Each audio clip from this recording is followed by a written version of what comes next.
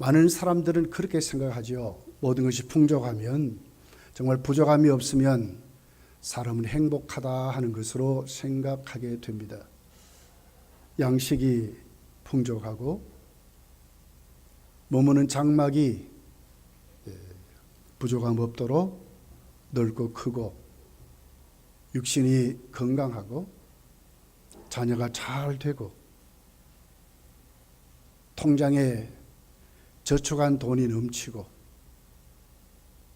자녀들이 하는 일마다 직장에서도 뿐만 아니라 잘 되고 형통할 때에 그것이 행복이라 이렇게 생각할 때가 많습니다. 그러나 사실 그 모든 것을 갖춘 자는 별로 없을 것입니다. 늘 한 가지 두 가지 우리 사람에게는 부족한 것으로 늘 다가올 때가 많이 있습니다. 하나님은 이렇게 우리를 다루신다고 그랬습니다. 전도서 7장 14절에 보면 형통한 날에는 기뻐하고 공고한 날에는 뒤돌아 보아라. 이 두 가지를 하나님이 병행하게 하사 사람이 그 장래일을 능히 헤아려 알지 못하게 하셨느니라. 공고한 날, 형통한 날, 이 두 날을 병행하게 하신다. 하나님이 그렇게 하신답니다. 왜 그렇게 하느냐? 하나님 의지하도록. 하나님이 우주를 창조하셨고 나를 지으셨고 하나님으로 행복한 사람으로 살게 된다는 것을 하나님이 가르쳐 주기 위해서 하나님이 그렇게 한다는 거예요. 저나 여러분이나 타락한 죄인들입니다. 교만이 넘치고 욕심이 넘치는 전적으로 부패하고 무능력한 죄인들이죠. 만약에 우리에게 풍족한 것만 있으면 어떻게 되겠어요? 모자란 것이 없으면 어떻게 되겠어요? 사람은 교만해서 이 지구촌이 진짜 난리가 날 거예요. 근데 하나님이 너무너무 미리 아시고 때로는 형통한 날로 때로는 공고한 날로 우리를 병행해 다루신다 그렇게 말씀을 하고 있습니다. 그러면 여러분 우리 자신 우리 개인적으로도 결코 부족함이 없는 사람은 한 사람도 없습니다. 가정으로 한번 돌아봅시다. 가정은 어떻습니까?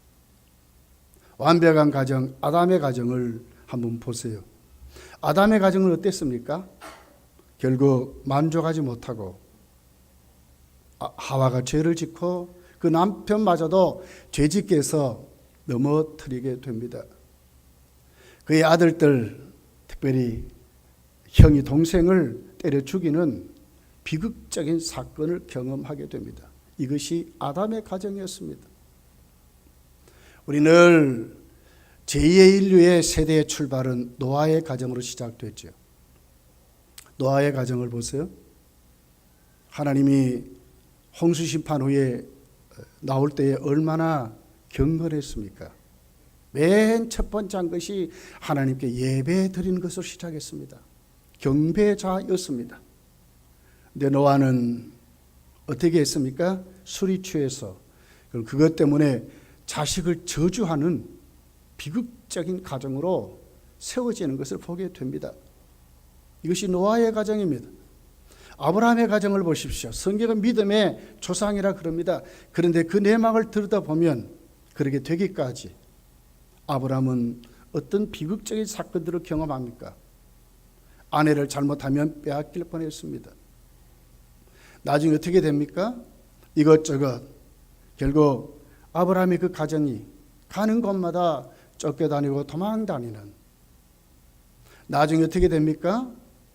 본초와 첩이 아들로 인해서 경쟁하고 싸우는, 결국 첩이 본초를 무시해서 나중에는 그 첩을 쫓아내버리고 맞이인 이스마엘을 쫓아내야 해결이 되었던 그런 가정이었습니다. 이스라엘 성군이라는 다윗을 보십시오. 믿음이 좋았습니다. 그런데 한 가지 부족한 것이 있습니다. 무엇이 부족했습니까? 그의 아들들의 문제였습니다. 아들이 반역을 일으킵니다. 자기 형제들을 다 죽여버리는 살인자로 세워지게 되는 무서운 비극적인 것을 다윗의 가정을 통해서 우리가 보게 되는 것입니다. 개인도 그렇습니다. 가정도 그렇습니다. 우리는 늘 부족함 속에 살아가게 되는 그런 현실을 맞게 되는 것을 보게 됩니다. 오늘 본문에 엘가라는 사람의 가정이 본문에 기록이 되어 있습니다. 시작이 문제로 시작하게 됩니다. 2절입니다.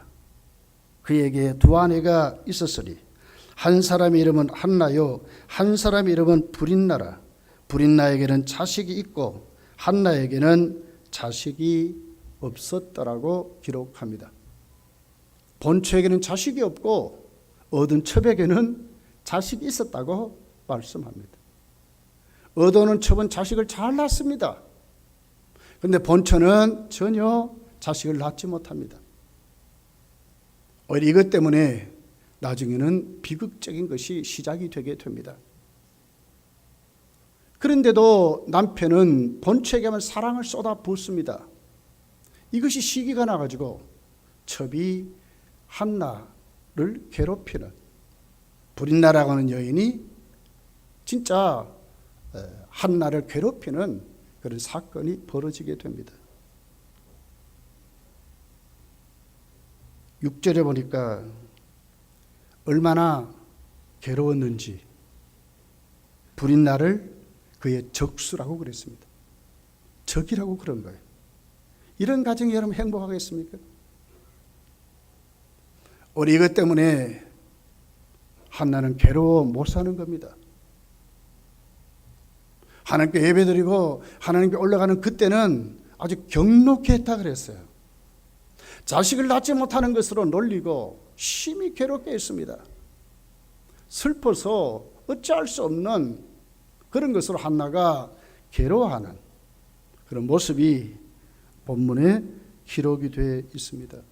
7절에 보니까 브린나가 그를 격분시키므로 그가 울고 먹지 아니했다고 그랬습니다.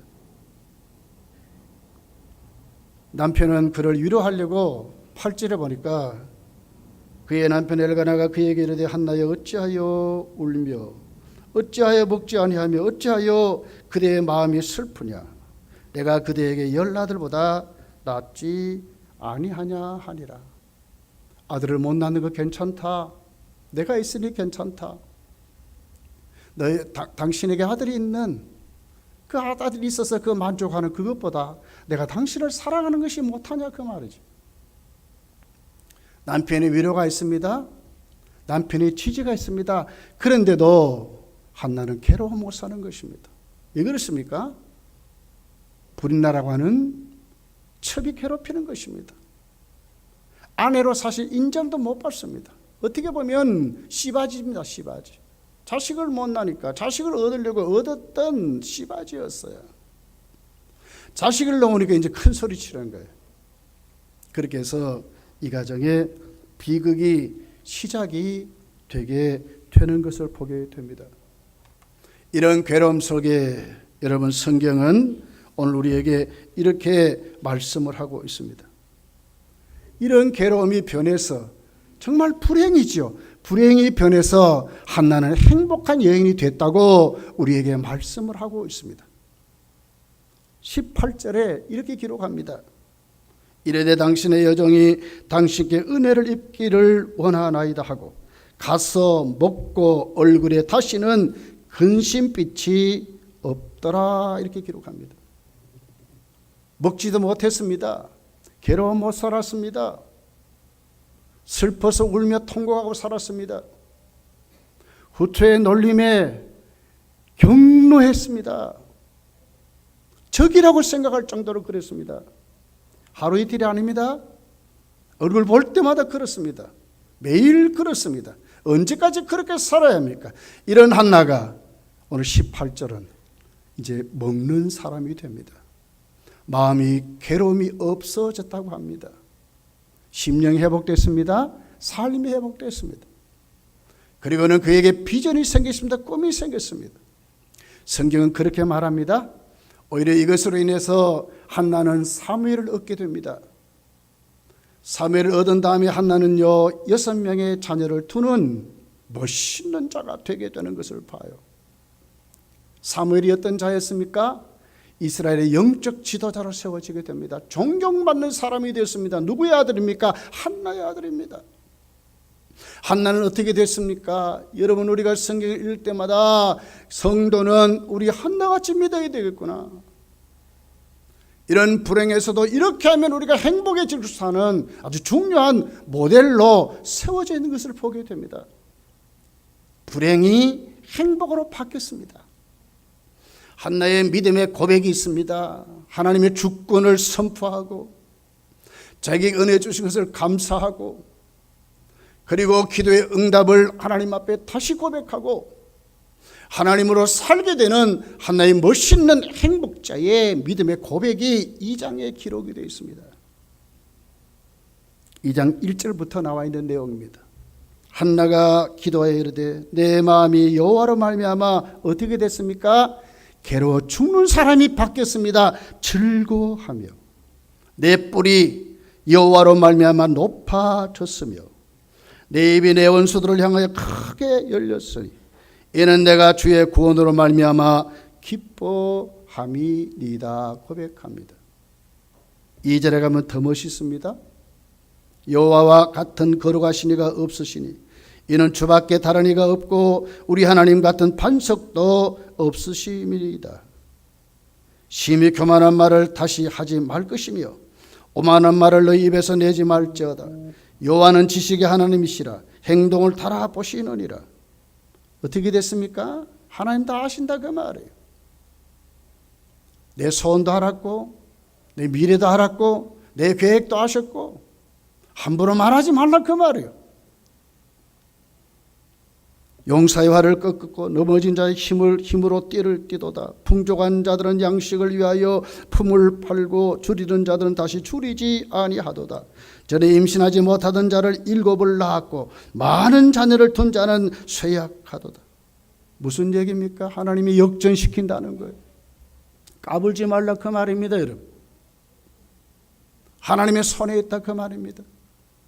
하나님이 일으키시고 낮추시고 하나님이 다 하신다 그 말입니다. 6절부터 이렇게 기록합니다. 여호와는 죽이기도 하시고 살리기도 하시며 스월에 내리기도 하시며 거기에 올리기도 하시는도다. 여호와는 가난하기도 하시며 부하게도 하시며 낮추기도 하시며 높이기도 하시는도다. 가난한 자를 진토에서 일으키시며 빈궁한 자를 거름더미에서 올리사 귀족들과 함께 하시며 영광의 자리를 차지하게 하시는도다. 땅의 기둥들은 여호와의 것이라 여호와께서 세계를 그들 위에 세우셨도다. 하나님께 달렸다 그 말이에요. 한나는 회복됐습니다. 영적으로 회복됐습니다. 삶이 회복됐습니다. 그리고는 개인의 심령이 회복됐습니다. 얼마나 큰 믿음으로 성장했는지 모릅니다. 이게 성경이 행복이라고 말하는 것입니다. 하나님을 기뻐하고 하나님으로 찬양하고 하나님이 자신에게 주신 응답을 많은 사람들에게 간증하고 그것을 통해서 하나님께 찬양하고 그것을 통해 하나님께 노래하고 하나님이 올리기도 낮추기도 부하게도 가난하게 하시는 그 하나님, 하나님의 주권에 있다고 하나님을 만난 자로 행복을 노래하는 그런 믿음이 오늘 우리에게 가르쳐주는 말씀입니다. 이 가을에 여러분 오곡백과가 무르익고요. 얼마나 맛있는 과일들이 많은지 몰라요. 천고마비의 계절 아닙니까? 하늘은 높고 말이 살찌는 계절 아닙니까? 사람은 더욱더 그런 것입니다. 이럴 때 아직도 주저앉아 있고 그 부족함 때문에 괴로워하는 그 모든 것이 이제는 하나님으로 회복돼야 합니다. 불행이 행복으로 바뀌어야 됩니다. 우리도 한나같이 하나님을 찬양하고 하나님께 감사하고 하나님으로 세워지는 그런 믿음의 사람으로 세워져야 될 줄 믿습니다. 하나님이 다 하신다고 오늘 한나는 고백하고 있는 것입니다. 여러분에게도 이런 고백이, 이런 간증이, 이런 축복이, 이런 행복이 넘쳐나기를 예수님 축복합니다. 그러려면 어떻게 한나가 행복한 사람으로 되었습니까? 무엇이 그로 하여금 어떻게 해서 한나가 이런 자가 됐느냐 하는 것이 오늘 본문의 내용입니다. 첫째가 한나의 부족함이었습니다. 풍족함이 아니었고 부족함이었습니다. 모자람이었습니다. 남편의 사랑을 차지했습니다. 못할 것이 없는 본처입니다. 그런데 하나가 부족하지 않습니까? 뭡니까? 아이를 낳을 수가 없는 거예요. 이것이 늘 빌미가 돼서 첩이, 씨바지가 자기를 괴롭힙니다.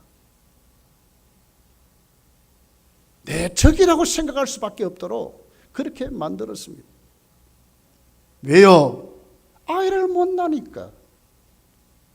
그 당시에 사실은 여인이 아이를 못 낳으면 쫓겨나야 돼요. 큰 문제였어요. 그런데 남편은 괜찮답니다. 오히려 더 많은 물질을 주고 오히려 더 많은 사랑을 했습니다. 그런데도 환경은 그렇지 않았습니다. 그에게 따라오는 것이 멸시천대였습니다.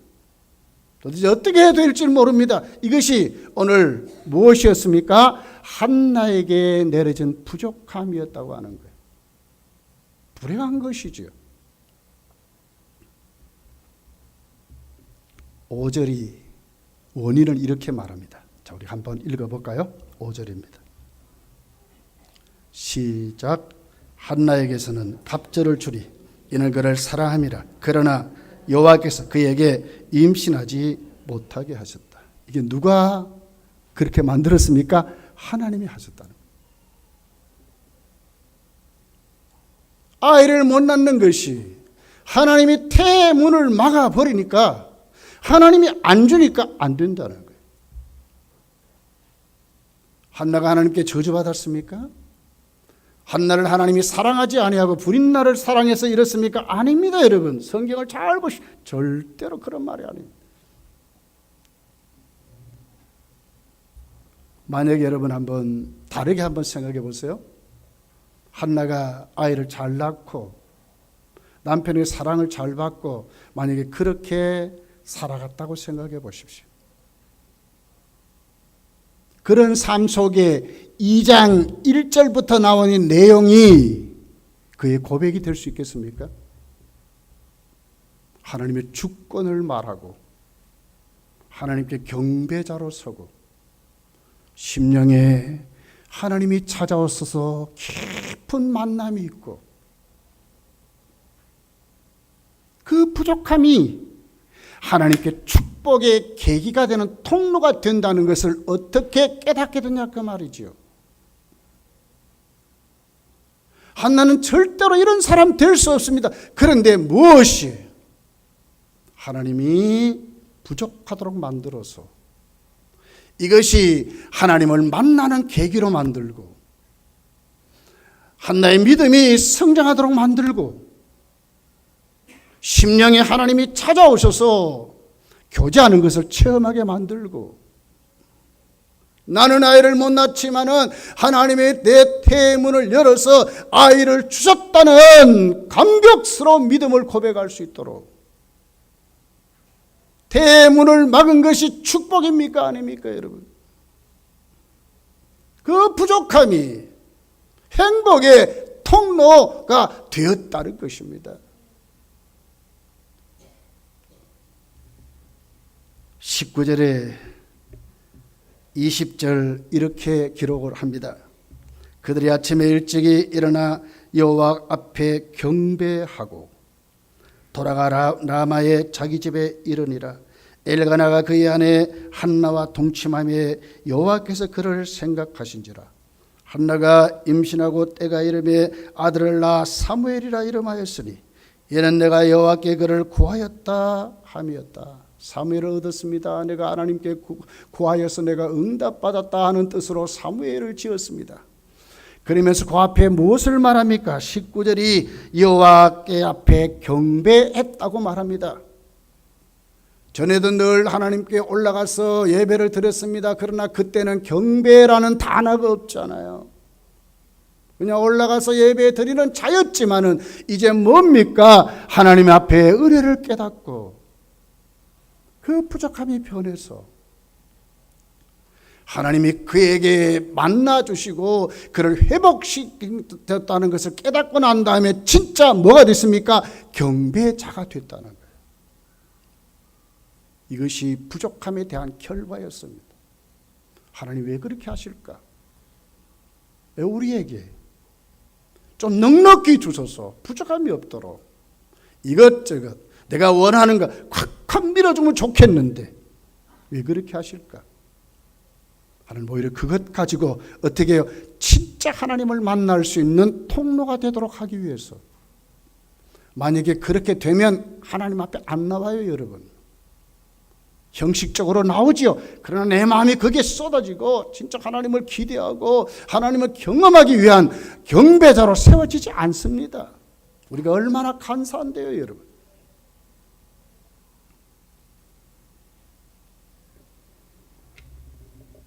괴로움과 슬픔이 하나님을 만나는 기쁨과 감사와 감격의 도구로 하나님이 쓰셨다고 기록을 하고 있는 것입니다.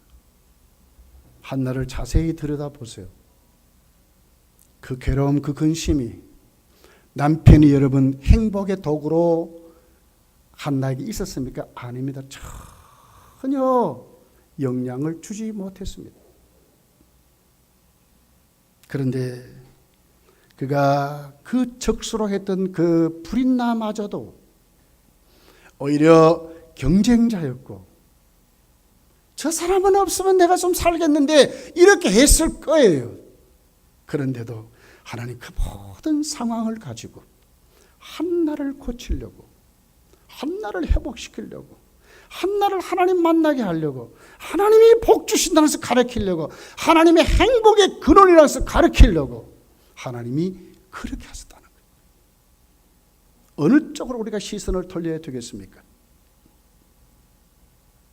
나에게 나를 어렵게 하는 이 부족함이 나에게 어떤 여러분 저주의 도구가 되면 되겠습니까? 우리 이것이 하나님을 만나는 기회가 되어야 하고 하나님을 기대하는 기회가 되어야 하고 하나님의 행복의 통로가 되는 것이 정말 이것이 성도가 오늘 또 세워지는 길이라는 것을 가리키는 것입니다. 어떤 분이 목사님에게 찾아왔답니다. 목사님, 나에게 기도해 주십시오. 내가 암이 걸려서 죽게 됐습니다. 암병만 나으면 앞으로 진짜 잘 믿겠습니까? 진짜 잘하겠습니다. 이런 분 암병 낫기 위해서 고쳐주면 진짜 처음에는 잘하겠죠. 그러나 정말 행복한 사람으로 하나님께 경배자로 진짜 세워질까? 사람은 안 그래요. 이것만 해결되면, 이것만 하면 내가 진짜 행복하겠다 하지만 그것이 회복이 돼도 다른 또 부족한 것이 생겨요. 왜요? 하나님 의지하지 않기 때문에 하나님 의지하도록 하나님 날마다 그렇게 하세요. 성도는 뭘 해야 됩니까?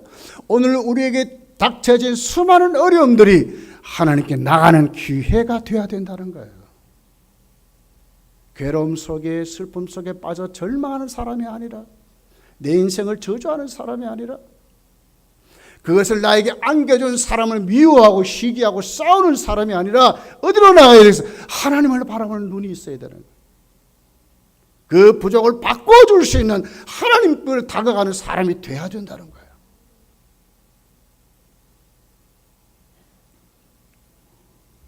여러분, 어려운 질병으로 고생하는 분들이 있습니까? 이게 행복의 기회인 줄 알고 적극적으로 하나님을 만나기를 힘써야 하는 것입니다.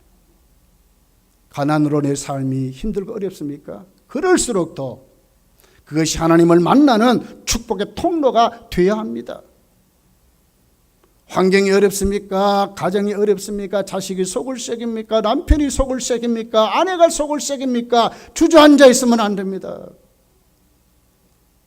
밥을 먹지 못할 정도로 괴로움이 있습니까? 어떻게 해야 됩니까? 오히려 그것 가지고 한나같이 그 부족함이 하나님을 만나는 기회가 되어야 한다는 거예요. 하나님을 찾는 기회가 되어야 된다는 거예요.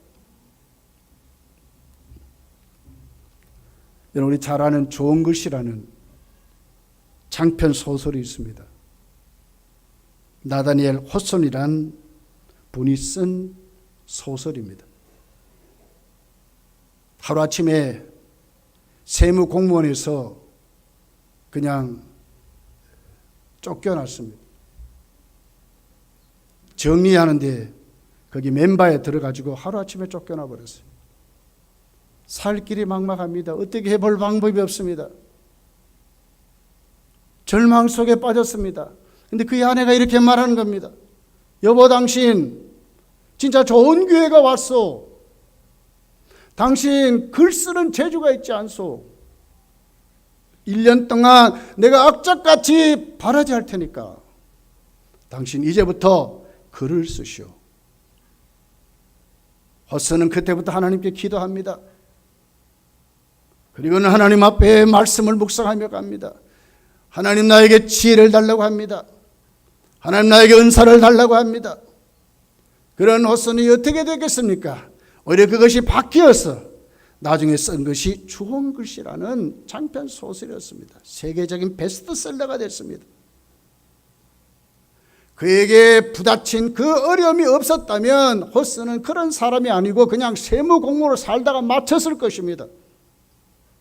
그러나 그에게 온 그 어려움이 어떻게 됐습니까? 하나님을 만나는 중요한 계기가 되었다고 하는 것입니다.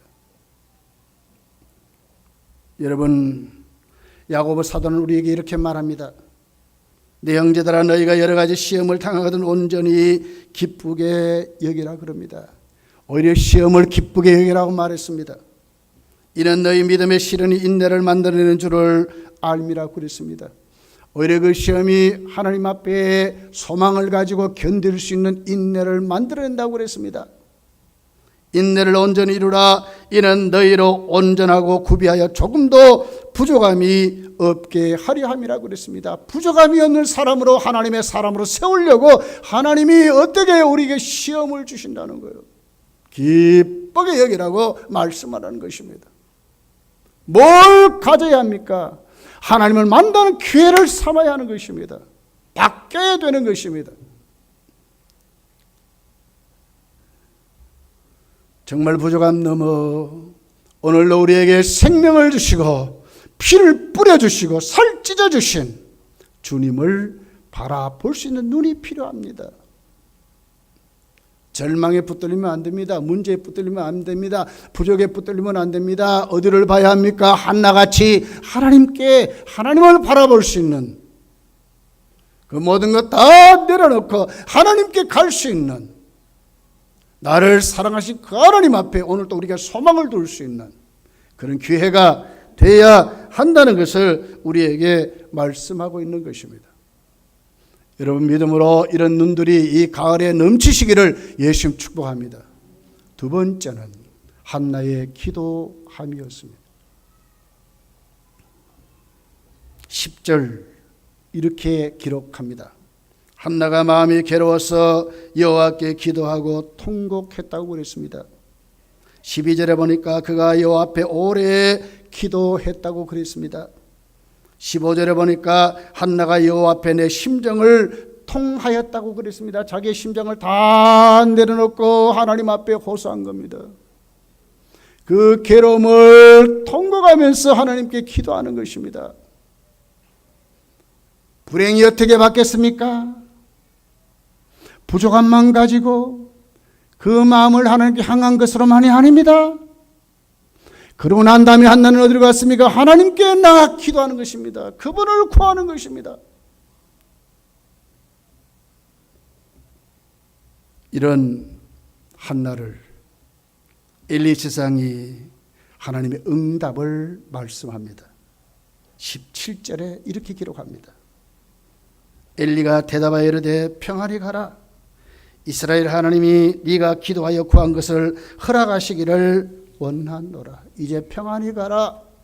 내가 기도한 것을 하나님이 응답하시기를 원한다. 그러니 내가 평안히 가라고 그렇게 하나님의 응답을 말씀하는 내용이 기록이 됐습니까? 누가 들었습니까? 한나가 들었습니다. 기도했습니다. 응답이 어떻게 왔습니까? 주의 종이 그에게 말씀하는 말씀으로 그에게 온 것입니다. 오늘도 여러분, 이 가을에 여러분에 있는 어떤 어려움들도 기도하며 하나님 말씀을 들을 때에 여러분에게 치료의 역사로 오늘 또 그 부족함이, 그 불행이 행복으로 바뀔 수 있는, 아멘하여 하나님께 영광을 돌릴 수 있는 이 신학이 되시기를 예수님 축복합니다. 그냥 왔다 가지 마시고 믿는 자가 되시고 말씀에 붙들리는 자가 되게 하시고, 내가 믿습니다. 그렇게 될 줄 믿습니다. 한나같이 그런 믿음으로 여러분 세워지시기를 예수님 축복합니다. 낙심하고 주저앉지 있지 말라고 그랬습니다. 누가복음 18절에 보니까 예수께서 그들에게 항상 기도하고 낙심하지 말아야 할 것을 비유로 말씀하십니다. 하나님을 두려워하지 않는 악한 재판장에게 한 과부가 가서 그의 원한 원통을 호소하는 장면으로 쭉 기록하고 있습니다. 7절 8절에 이렇게 기록합니다. 하물며 하나님께서 그 밤낮 부르짖는 택하신 자들의 원한을 풀어주지 아니하시겠느냐. 하물며 하나님이 밤낮 부르짖는 자들에게 그 원한을 풀어주지 아니하겠느냐 하시는 것입니다. 어떤 사람에게요? 부르짖는 자에게. 부르짖는 자에게. 8절에 보니까 내가 너에게 이르노니 속히 그 원한을 풀어주시리라. 그러나 인자가 올 때에 세상에서 믿음을 보겠느냐 하시니라 그랬습니다. 믿음의 척도를 판가름합니다. 어떻게 판가름합니까? 기도하는 것으로 판가름하는 것입니다. 내가 올 때에 믿음 있는 자를 보겠느냐. 누구를 말하는 것입니까?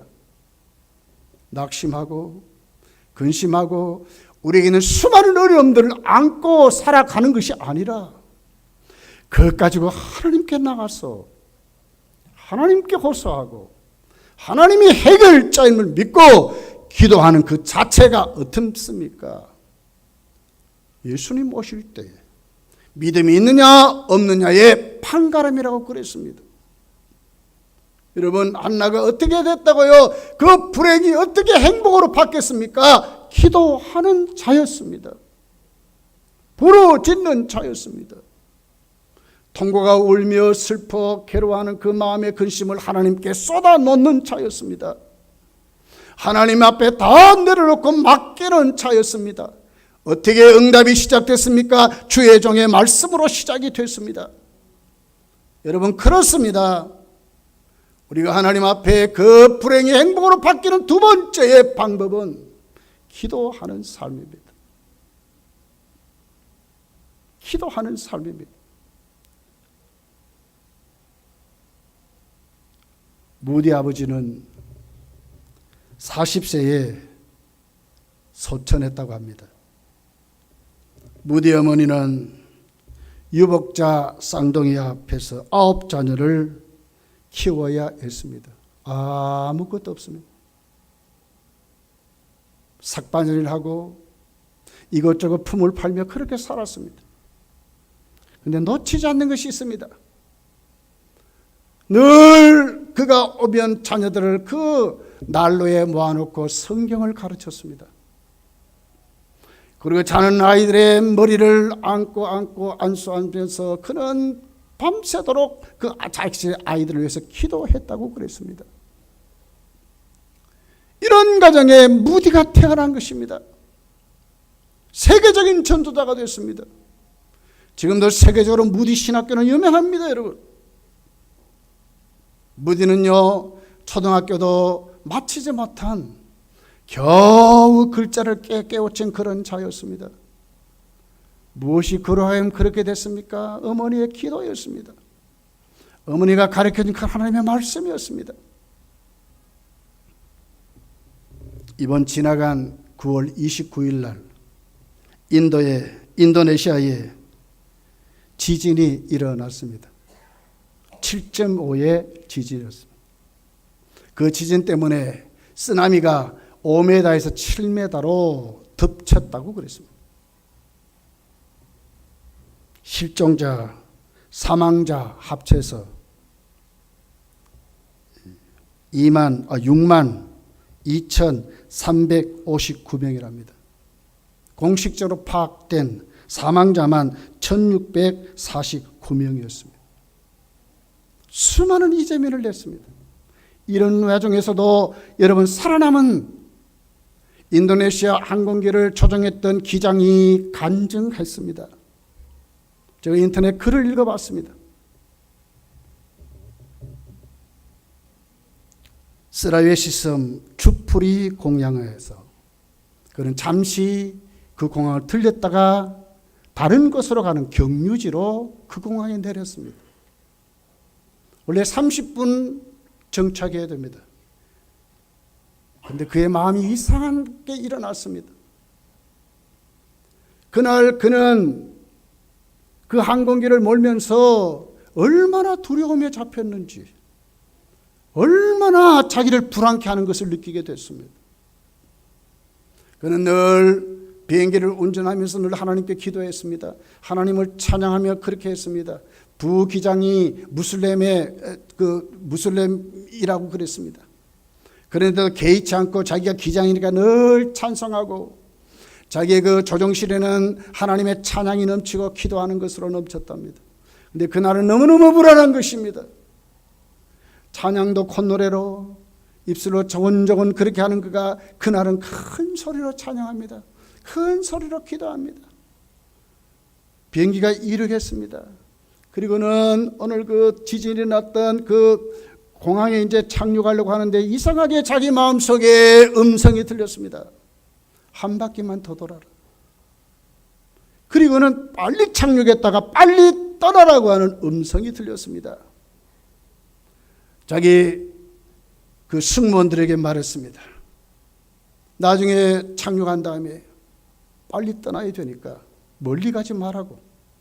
그리고는 빨리 휴식하고 다 빨리 돌아오게 하라고. 그렇게 해서 이제 그는 그 관제탑에다가 말했습니다. 우린 좀 빨리 가야 되니까 좀 빨리 떠날 수 있도록 배려해 달라고. 그래서 딱 3분 먼저 떠나답니다. 그 3분 먼저 떠나면서 원래 그 이제 이륙할 때에 그 이륙은 부기장이 한대요, 부기장이. 근데 그날은 너무너무 두렵고 그러면서 자기 속에 감동이 자기가 해야 되겠다는 감동이 일어난다는 거예요. 그렇게 해서 자기가 그 조종관을 잡고 이륙도 자기가 했다는 거예요. 웬걸요? 이륙하는 그 순간에 땅이 흔들리고 두들두들 난리가 났습니다. 부기장이 소리를 칩니다. 이거 도대체 어떻게 됐냐? 막 난리를 쳤습니다. 그런데도 개의치 않고 자기 속에 역사하시고 자기 속에 말씀하신 성령의 은혜로 그는 두려워하지 않고 자기 이륙기를 탁 잡고는 빨리 해서 떴다는 거예요. 떠서 공중에 나서 그 밑을 보니까 그 공항에 그 아스팔트 그 활주로가 종이짝까지 휘말리는 것을 보게 되는 거예요. 관제탑에 연락합니다. 아무 대답이 없습니다. 떠서 바다를 보니까 바다에 큰 구멍이 뚫렸다고 그랬습니다. 그는 그랬습니다.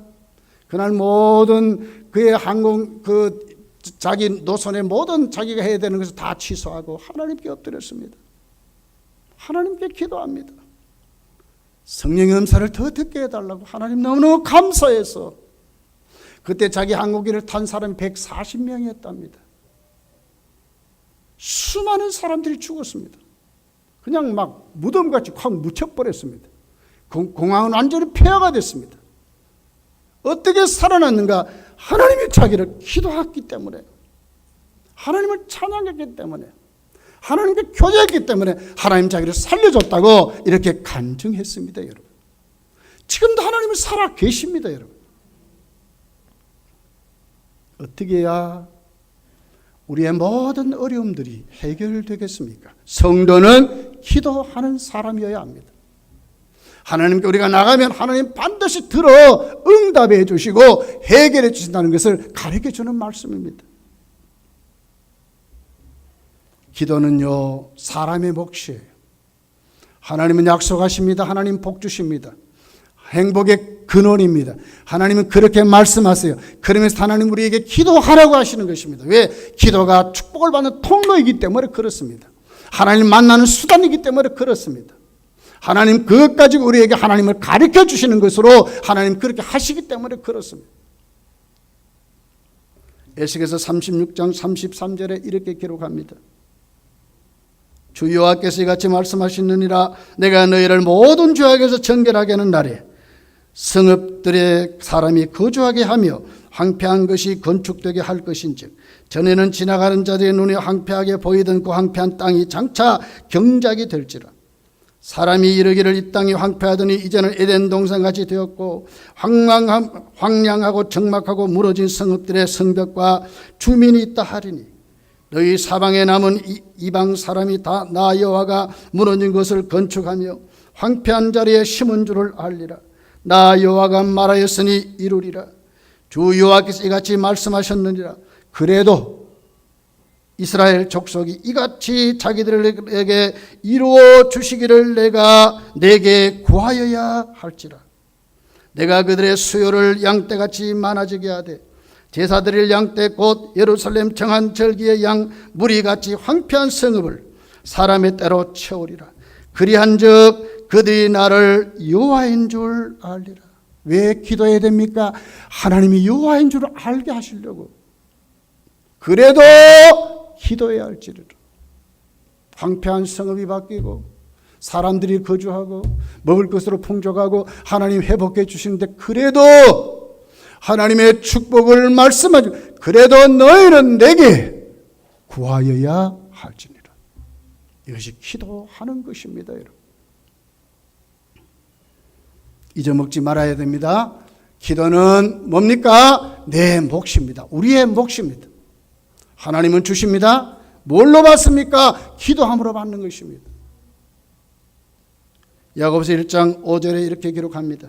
너희 중에 누구든지 지혜가 부족하거든 모든 사람에게 후히 주시고 부꾸짖지 아니하시는 하나님께 구하라. 그리하면 주시리라. 5장 13절에 너희 중에 고난당한 자가 있느냐? 그는 기도할 것이라고 그랬습니다.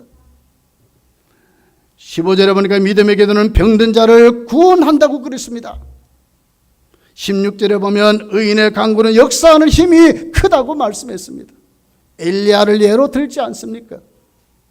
이 가을에 여러분 안고 내 공을 내가 떠맡고 사는 것이 아니라 하나님께 던져버려야 합니다. 무엇으로? 기도하는 것으로 던지는 것입니다. 세 번째는 기도한 대로 응답받은 대로 반드시 실천하는 믿음으로 세워져야 합니다. 11절을 보세요. 한나의 서원이 있습니다.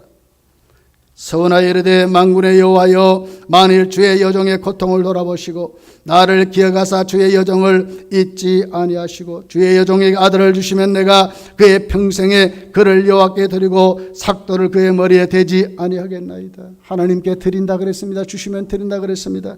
그리고는 어떻게 합니까? 26절 가보면 한나가 이렇게 말합니다. 한나가 이르되 내 주여 당신의 사심으로 맹세하나이다. 나는 여기서 내 주 당신 곁에 서서 여호와께 기도한 여자라. 이 아이를 위하여 내가 기도하였더니 내가 구하여 기도한 바를 여호와께서 내게 허락하신지라. 그러므로 나도 그를 여호와께 드리되 그의 평생을 여호와께 드리이다 하고 그가 거기서 여호와께 경배하니라. 그대로 실천했습니다. 믿음으로 살았습니다. 기도한 대로 열심히 살았습니다. 이것이 믿음입니다, 여러분. 기도했습니까? 부족을 안고 하나님께 나갔습니까? 어떻게 해야 되겠습니까? 그러면 이제 내가 기도한 대로 응답받은 대로 실천하고 사는 것입니다. 하나님을 확실히 신뢰하고 그 안에서 열심히 살아가도록 믿음으로 살아가는 삶이 뭡니까? 불행이 행복으로 바뀌는 결과입니다. 이 가을에 우리 모두가 여러분의 삶이 불행의 행복으로 바뀌어지는 축복받는 삶을 사시기를 예수님 축복합니다. 기도하겠습니다.